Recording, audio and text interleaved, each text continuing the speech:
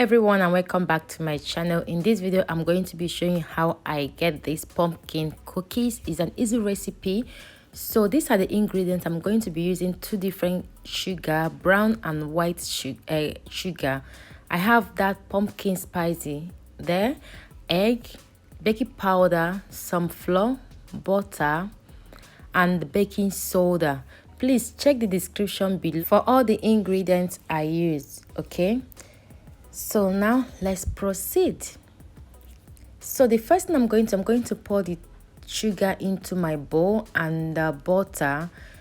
So I'm going to cream this until they are fluffy. So go ahead, make sure you are using room temperature butter to do this. Okay, so I'm going to be adding my two eggs into the sugar and butter. Then I'm going to whisk everything, like everything until they are fluffy. So now the combination is well combined. Now I'm going to be adding my pumpkin. This is baked pumpkin. You can get your own the commercial one, or you can make them at home by yourself. Okay, so I'm going to continue creaming this until everything, like all the ingredients, combine together. So here the ingredients are well combined. I'm adding them into the flour because the bowl I was using was not big enough to contain all the batter. So now I'm going to cream everything until the flour and the butter, egg, sugar, butter are well combined. Here I'm trying to use my spatula to make sure that they are well combined. Just go ahead and whisk it more. You can use a hand whisker like I'm using here, or you can use a stand mixer to do this. So guys, our cookie batters is ready. Now it's time to pipe them into my baking sheets.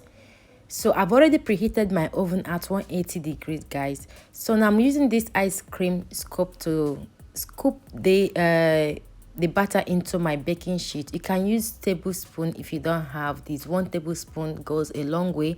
Okay, so I'm going to go ahead to do that now, then I will bring you back.